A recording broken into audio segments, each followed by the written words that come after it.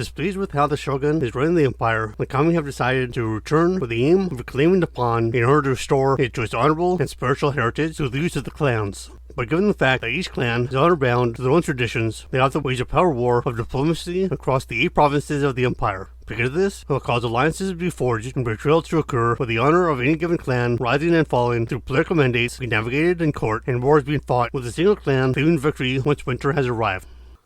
Greetings and welcome to Checkpoint Gaming. With a series of episodes, we'll be going over how to play the game Rising Sun. With Rising Sun, was designed by Eric M. Lang and published by Common. With this episode, it will introduce you to the game. With Rising Sun, it is a tabletop territorial strategy board game played with a minimum of 3 players and a maximum of 5 in the base game, with each player leading their given clan to victory by obtaining as many victory points as possible over the course of the game. But if playing with the Dynasty Invasion expansion, the maximum number of players expands to that of 6. Each player will take on the role of a shogun who leads one of the great clans to see if they have the honor, virtue, and spirit to claim victory and deliver upon their ancient promise. We'll see the making and breaking of alliances, engage in political activities, pray to the gods, and position their figures upon the map. Regarding their victory points, they can be attained in several ways, which will be addressed later in this series, with the player who possesses the most victory points being deemed the winner. When playing the game, players are encouraged to engage in diplomacy, negotiation, and bribery in order to further their given cause. This allows players to make deals during the course of the game with their given ally or with an enemy player, though these deals aren't truly binding. And even though players are free to break their promises, it can sour relations with the other players, thus discouraging them from wanting to make further deals with said player. With the making of deals, it can be done in secret without the other players overhearing said deal. In order to engage in bribery, which is known as tokens of friendship, it can only be done during the tea ceremony in the political phase, but never during the war phase. In order to convince other players to do something, the bribing player is free to give coins and ronin from the given reserve to try and persuade them.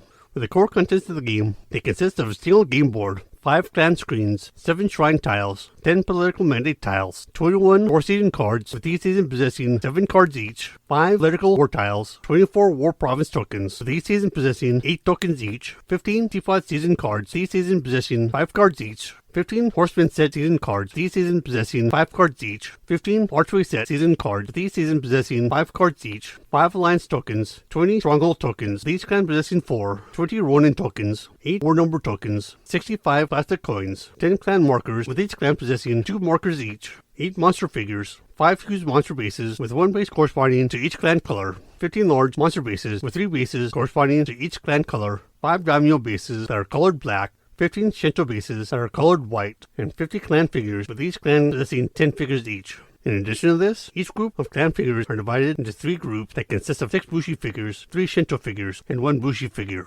With the game board, it consists of the following components. With the map, it shows the map of Japan, where the majority of the conflicts are to occur, and is divided into 8 provinces that are divided by thick colored borders which can be occupied by figures and strongholds. When 2 of these provinces are adjacent to one another, it is evidenced by borders separating the 2. It consists of 2 colors, with figures being allowed to cross them and travel between adjacent provinces. With shipping routes, they connect certain provinces that are across the map and allow figures to move between the provinces that are connected by them, thus allowing such movement to be treated as if the provinces were adjacent to one another. With the reward part of the map that are hexagonal in shape is attached to a given province and will display what reward a player will receive when they successfully harvest it.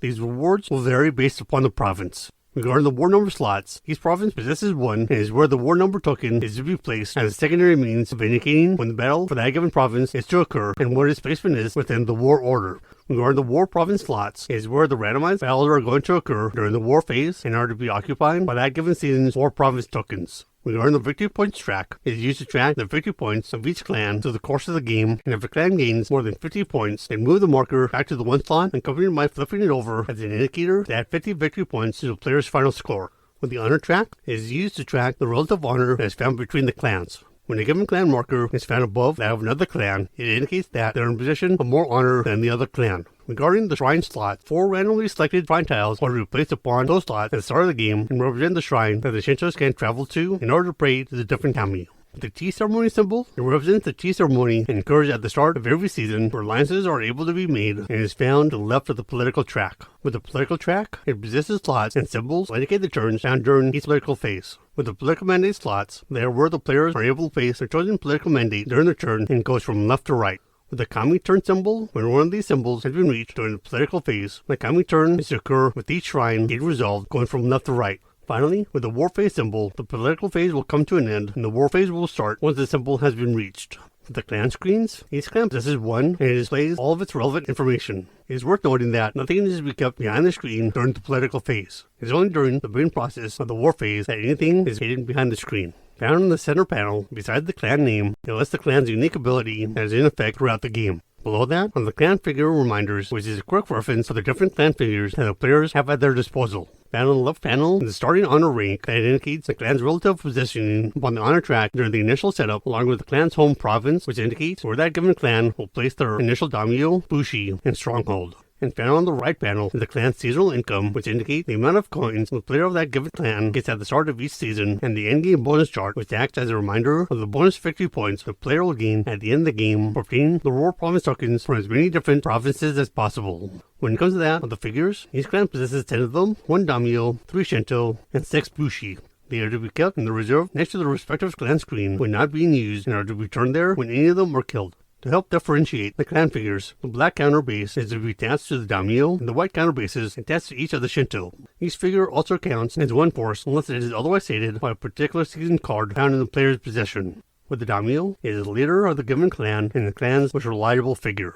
It cannot be taken hostage, it cannot be removed from the map due to the Betray Mandate, and it is immune to any other special effects. So daimyos, along with those that count as daimyos, are immune to that of special effects that will target a specific figure. So with that said, they're not immune to any general effects that will target a given player. With Shinto, they are spiritual warriors that are able to fight just like any bushi, but they have the special ability of being sent to worship a kami instead of staying upon a map when they are recruited. With bushi, they are foot soldiers and don't possess any special abilities. Although each clan possesses 2 different sculpts when it comes to that of the bushi, they all work the same when used. Finally, we have monsters, which are legendary creatures that can be added to a clan through the use of a trade action, which will receive one of the clan's colored bases when it is acquired by said clan. There is also no limit to the number of monsters a clan can possess, even if said clan runs out of colored bases for them. When acquired, the monster is immediately summoned to one of the clan's strongholds and becomes part of said clan for the remainder of the game. When killed, it will go to the clan's reserve. Each monster also possesses a special ability that is inscribed upon the season card with a force value that of 1 unless it is otherwise stated.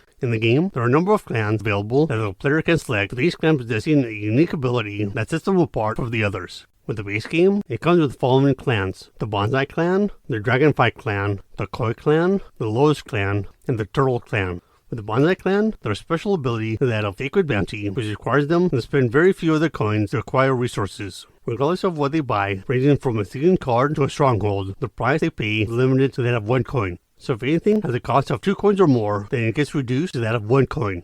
And if it has a cost of 0, it will remain free.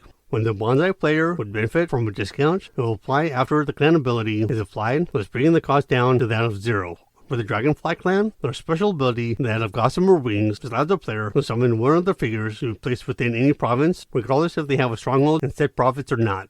With that said, the number of figures that they can summon during the recruit mandate is still connected to the number of strongholds that said player possesses upon the map. When it comes to that, moving any of their figures, this player can move any of their figures to any province, regardless of how far away it is. They also don't need to use a shipping route in order to move from one province to another. This also allows them to bypass the Path of the Serpent season card if it's in play.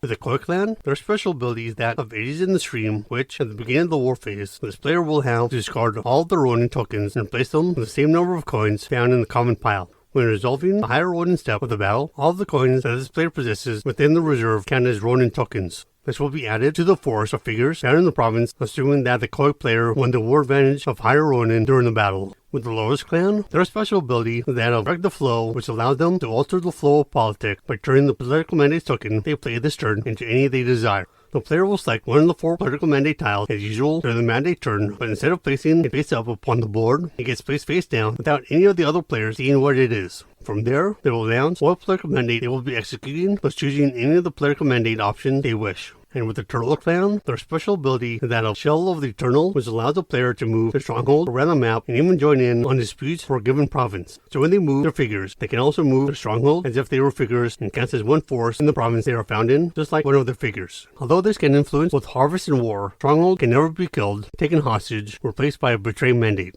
With the base clans not taken care of, let's take a look at the clans found in the expansions. With Dynasty Invasion, it introduces the Moon Clan and the Sun Clan, while with the Daimyo box, it introduces the Fox Clan. With their introduction, no special adjustments need to be made, with the core mechanic being unaffected. The only significant difference is that since the Moon and Sun clans come from a different land, they rely upon the 7 luck gods instead of relying upon the alliances granted by the Japanese monsters. For the Moon clan, their special ability is that of Vitality, which causes all of their figures to have a minimum force value of 2. If they acquire an enhancement that will add more force to a given figure, then this value will be added atop figure's base 2 force. And if the player obtains a lucky god monster with a force that is greater than 2, then that number will override this special ability. But with that said, they are limited to a maximum of 2 figures in any given province. And if another clan tries to move a Moon Clan figure into a province where it already has 2 Moon Clan figures found within it, then the other clan will have to move the Moon Clan figure into a different province. But if this isn't possible, then said figure will be unable to be moved. But the Moon Clan buys a monster or luck god, they will have to summon their creature immediately if it's possible for them to do so. But if all the provinces that contain their stronghold already possess 2 Moon Clan figures, since it is impossible for them to summon a creature, then it is to be placed into the clan's reserve in order for it to be summoned at a later time when the recruit mandate is played. When it comes to that, of summoning a Shinto into a province that already has 2 Moon Clan figures in it with the intent of sending it off to engage in worship or to move another figure through a province that already has 2 Moon figures in it, neither of these actions are allowed to occur, as addressed earlier, due to the limitations that exist surrounding the Moon Clan. But this doesn't extend to any kami figures that they control. This is because the kami that they control don't count toward the 2 Moon Clan figures limitation per province. They also cannot possess more than 2 figures that are distributed among all 4 of the shrine tiles. With the Sun clan, their special ability, that of Enlightenment, will see the clan winning a dispute that was tied needed to be resolved by conferring honor. It will also cause them to gain 1 coin and 1 victory point, with the opponent losing 1 coin and 1 victory point if possible. This can manifest itself when the player wins by honor in the following situations. First, the forces are tied within the province during the harvest mandate. Second, the forces are tied within the shrine during a kami turn. Third, the forces are tied within the province during the war phase. Fourth, the players are tied in coins for a war advantage during a given battle. Fifth, the players are tied for victory points at the end of the game. And sixth, when the Kami Unbound expansion is being used, the Sun Clan ability can occur when stealing control of the Kami card, but not every time that they prevent its control from being stolen by another player. With the Fox clan, their special ability is that of Wily Presence, which allows the clan to place one of the Bushi into each province that don't possess a force that belongs to them within it at the start of the war phase. This extends to provinces that don't possess a war number token. As long as the province is without one of the units, they can place a member of the force into it. The only limitation that we can see with this situation is that of how many units they possess within the reserve. With honor, it is a key element to the game where players that possess higher honor will possess multiple advantages, while players that possess low honor can develop alliances with the darker elements of the world. But above all else, honor is used to settle any and all disputes. Regarding the honor track, it is used to track the honor connected with each clan and how each clan will relate to each other.